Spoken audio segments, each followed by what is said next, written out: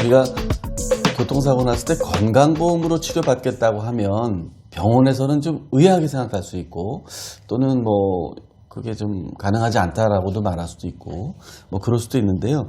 우리 어떻게 건강보험 적용을 좀 받도록 할 수 있을까요? 그런데 우리는 딱 한 가지만 기억하시면 돼요.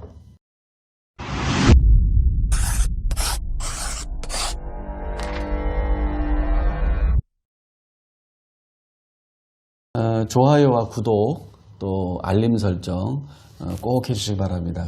안녕하십니까? 케이스보상TV 김 기자입니다. 오늘도 민경석 손해사정사님께서 자리하셨습니다. 안녕하십니까? 네. 우리 지난번에 교통사고를 당했을 때 건강보험으로 치료받을 수 있다는 부분에 대해서 어떻게 할 수 있는지 좀 하나 살펴본 적이 있었죠. 그때 건강보험으로 치료를 받을 경우에 어떤 점들을 유의해야 되는지, 또 어떤 점들을 조심해야 되는지, 이런 좀 문의들이 많이 있으셔서 오늘은 특별하게 그 부분들을 좀 짚고 넘어가려고 오늘 방송을 하려고 합니다.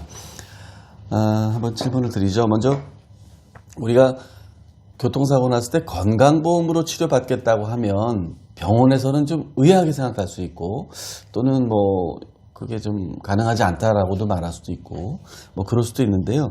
우리 어떻게 건강보험 적용을 좀 받도록 할 수 있을까요? 네, 보통 이제 자동차 사고가 나는 경우에 일반적으로 자동차 보험으로 처리를 받죠.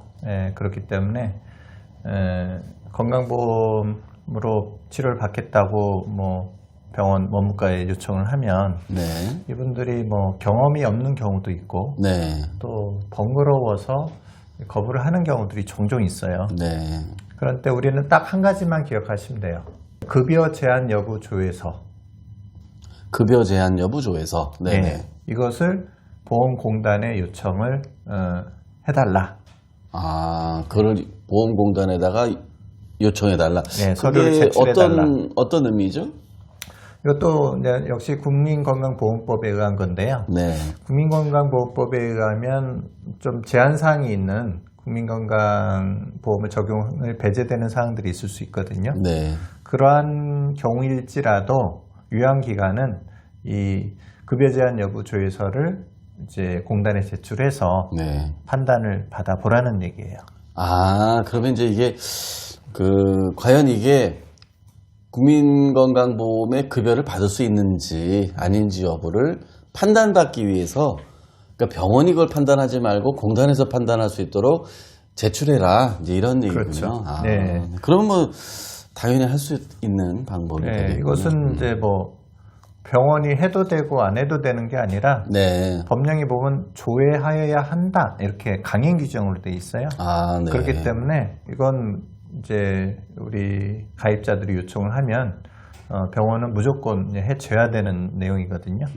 그래서 이렇게 제출을 하게 되면 공단에서는 7일 이내에 가부 여부를 이제 회신하게 돼 있어요. 그래서 병원에 하고 이제 가입자에게 7일 이내에 통보를 하고, 만약에 이제 아직 뭐 건강보험으로 이제 접수가 되지 않았다면 소급해서 적용하도록 돼 있거든요.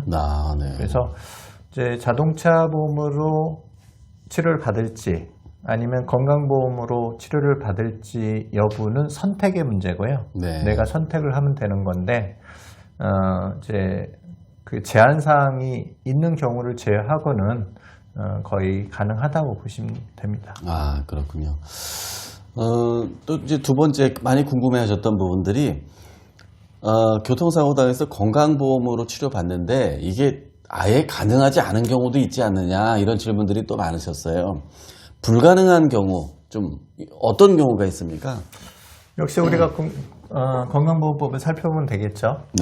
건강보험법 53조 1항을 보면 이제 급여의 제한 이제 사항들이 이제 몇 가지가 열거가 돼요. 1항을 보면 고의 또는 중대한 과실로 인한 범죄 행위, 그 원인이 있거나 또 고의로 사고를 일으킨 경우, 이 경우에는 이제 건강보험법 급여 제한을 받는 경우죠.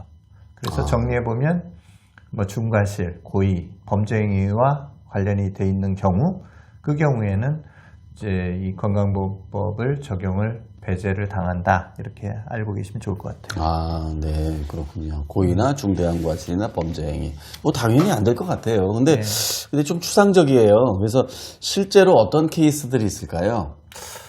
이제 중과실이 보통 이제 분쟁이 많이 되겠죠. 네. 고의는 뭐 거의 좀 명백한 케이스로 안 되는 거고 범죄 행위도 당연히 안 되는 건데 이제 중과실에 해당하는 경우를 이제 보통 교통사고라 하면 아마 12대 중과실 이걸 많이 떠올릴 것 같아요.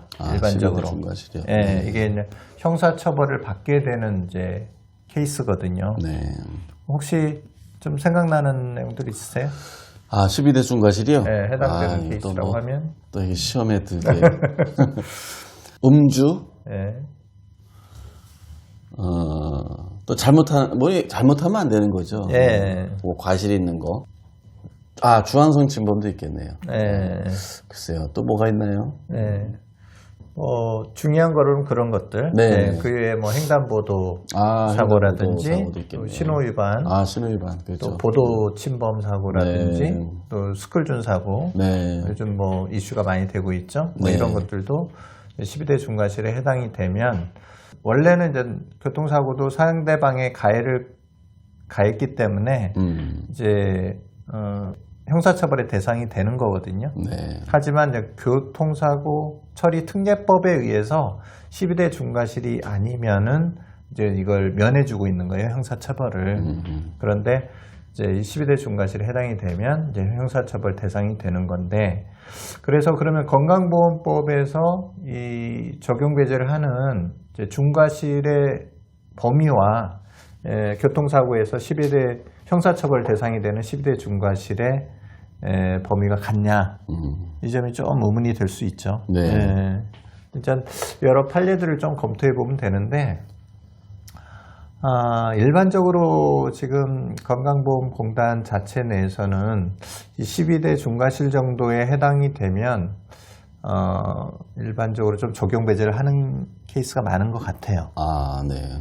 그런데 실제 판례들은 조금 더 엄격하게 이 중과실의 의미를 해석하고 적용하는 걸로 볼 수 있어요. 네. 그래서 서울 행정법원에서 나왔던 판례가 하나 있는데, 거기에는 이제 세 가지 정도 기준을 좀 제시하고 있어요. 네. 첫째는 이제 고의성이 매우 강하다든지, 두 번째는 뭐 비난 가능성, 사회적으로 비난 가능성이 있는 경우, 또 세 번째는 이제 공공성이 좀 위배가 된다든지, 네. 이런 케이스들은 이 중과실에 해당이 돼서 건강보험 적용을 배제하는 것이 맞다, 이렇게 판단을 하고 있거든요. 그러니까 지금 그 법원의 판례 같은 경우 보면 더 엄격하다. 예, 그 말은 이제 공단에서는 조금 더 폭넓게, 그러니까 이제 불리하다는 얘기죠, 어떻게 보면. 이제 폭넓게 보는데, 법원, 이제 거기에서 어떤 그 운영의 미가 좀 있겠네요. 운영의 미라고 할 수도 있고요. 좀 이제 분쟁이 생길 수 있죠. 네. 예를 들면 이제 중앙선 침범 같은 경우는 이제 12대 중과실에 해당이 되긴 하는데, 네. 한 판례를 보면 12대 중과실, 여기 건강보험공단에서 이제 이 중대한 과실에 해당이 돼서 부당이득금 환수 조치를, 이제 환수를 청구를 한 적이 있어요. 네. 건강보험으로 처리를 이미 이제 해주긴 해줘요. 네. 해주지만 나중에 이걸 검토해보고 이것은 중과실에 해당한다라고 하면은 건강보험에서 그동안 이제 치료해준 내용들을 이제 환수, 부당이득금으로 환수 조치를 하거든요. 청구가 들어오게 돼 있어요. 네. 그러면 그때 이제 법원과의 다툼이 되는 경우가 많죠. 그렇게 되면 중앙선 침범 사고일지라도 이 건강보험법에서 적용하는 중과실에 해당하지 않는다. 그래서 환수 조치를 이제 배제한이라는 부당 케이스들이 있거든요.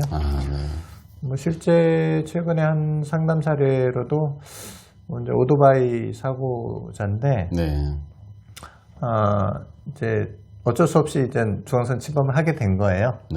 그 사고가 나고 본인이 이제 가해자가 된 케이스라 이제 건강보험으로 치료를 받았는데, 한 1년 정도가 지나서 공단에서 1,000만 원 이상의 이제 치료금이 이제 환수 조치한다고 통보를 받으신 거예요. 네. 그래서 이제 곤란한 상황이 돼서 이제 상담이 의뢰가 왔는데 이런 경우는 이제 사례를 검토해 보니까 소송 가면 뭐 이제 여러 가지 판례들을 검토해 봤을 때 네. 이건 중과실에 해당하지 않는다는 판단을 법원이 하지 않을까. 뭐 저 개인적인 생각이긴 하지만 네. 뭐 그런 생각도 좀 해봅니다. 네. 네, 그렇군요. 네, 지금 이제 이렇게 해서 건강보험으로 만약에 치료받는 경우에 이제 어떤 점들이 문제가 돼서 또 안 되는지 또는 되게 하려면 어떻게 되는지 이런 점들을 중요한 점들을 살펴보았습니다. 또 한 가지 궁금한 점이 있는데요. 지금 교통사고를 이제 건강보험으로 이제 자동차 보험이 아닌 건강보험으로 치료를 이제 받는 거 이제 그 부분을 지금 베이스로 살펴보고 있는데 그렇게 건강보험으로 받는 게 유리한 경우가 어떤 경우가 있습니까? 그렇죠. 뭐 건강보험으로 치료를 받게 되면 사실 불편한 점이 많죠. 예. 네. 자동차 사고면은 뭐 직불치료비라고 해서 교통보험회사에서 대부분 이제 처리를 해주고 네. 내가 내야 되는 치료비는 없지만 건강보험은 이제 자기 부담금이 있으니까 이제 이것을 내가 직접 내고 그다음 영수증 치료를 받아야 되고 이런 번거로움이 있음에도 불구하고 건강보험법으로 처리하는 게 훨씬 유리한 케이스라고 하면 앞서 영상에도 좀 잠깐 다루긴 했지만 뭐 내 과실이 많은 경우 그래서 이제 실비보험으로 청구가 가능한 경우 이런 경우들이 있을 수 있겠고 두 번째 케이스라고 하면 상대 가해자가 이제 책임보험밖에 가입되지 않은 경우도 있을 수 있거든요. 네. 그래서 무보험차인 경우, 뭐 법리적으로는 사실 뭐 책임보험만 가입돼 있으면 제가 무보험차의 범주 안에 속한다고 봐요. 네. 일반인들 생각에는 조금 다를 수 있으니까 구분을 해보면 뭐 책임보험이나 무보험차 이런 경우에 책임보험만 가입돼 있는 경우는 이제 한도에 의해서 치료비로 다 쓰고 내 실질적인 보상을 못 받는 케이스들이 생길 수 있어요. 그리고 이 책임보험의 범주를 조금 넓혀본다면 이제 가족 간의 사고, 예를 들면 아버지가 운전하시다가 네. 뭐 아버지가 뭐 단독 사고가 날 수도 있고 네. 아버지 과실이 많은 경우도 있을 수 있죠. 네, 그래서 불행한 일이죠. 이제 뭐 부인이 다치고 자녀들 다친 이런 경우에는 책임보험만 가지고 이제 해결해야 되는 케이스도 있을 수 있거든요. 네. 이런 경우에 그리고 또 다른 케이스들은 세 번째 경우로는 단독 사고인 경우. 네. 내 단독 사고여서 추가로 내 단독 사고를 위해서 드는 보험들이 있어요. 자동차 상해나 뭐 자손 이 둘 중 하나를 선택해서 드는 경우들이 있는데 이 경우에 이제 건강보험으로 활용할 때 건강보험에서도 실손 보험을 통해서 받을 수 있고 네. 또 자동차 상해서 추가로 받을 수 있는 뭐 이런 케이스들도 있을 수 있기 때문에 뭐 이런 케이스는 이제 건강보험을 활용하는 것이 훨씬 유리하죠. 네. 그래서 이런 점들은 조금 이제 법리적인 내용이 다툼이 있을 수 있는 여지도 있을 수 있기 때문에 좀 자세하게 살펴보면 좋을 것 같긴 해요. 네. 네, 지금 잘 정리해 주셨는데요.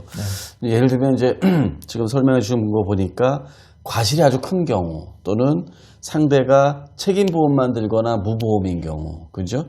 또 가족 간의 사고 또는 이제 단독 사고인 경우 이때 이제 상황을 봐서 국민 건강보험으로 치료하는 것이 훨씬 더 실익이 있는 경우가 있다. 예. 네. 물론 이제 전문가들의 좀 도움을 좀 받을 필요는 있을 것 같아요. 이제 그 판단을 할 때. 그리고 아까 설명했듯이 또 안 되는 경우, 그죠? 12대 중과실. 그것이 또 소송으로 가느냐 또는 공단의 판단을 받느냐에 따라 또 달라질 수 있다는 점. 이런 것도 좀 유념해 두시면 나중에 직접 하시거나 또는 전문가들의 도움 받을 때도 유리하게 같이 좀 일을 해 나가실 수 있지 않을까 생각합니다. 네, 오늘 아주 이제 앞으로 그러면 이 뭐 과실, 책임보험, 무보험, 가족 간의 사고, 단독 사고 이런 것과 관련된 부분들에 대한 그 노하우에 대해서 좀 설명 방송을 계속 해주실 거죠? 예, 다음 방송들을 통해서 한번 이제 좀 자세하게 한번 풀어나가 보도록 하겠습니다. 네, 시청자 여러분 꼭 기대하시고요. 이제 중요한 내용이고 마치 패러다임의 전환처럼 정말 한 번도 다른 데서 별로 안 해본 그죠? 그런 것들을 이제 많은 노하우를 알려드릴 테니까 많은 분들 꼭 시청해 주시기 바라겠습니다. 네, 이렇게 오늘 수고 많으셨습니다. 네. 네. 좋아요와 구독 또 알림 설정 꼭 해주시기 바랍니다. 그럼 저에게 큰 힘이 되고요. 저희 열심히 방송하도록 하겠습니다. 감사합니다. 감사합니다.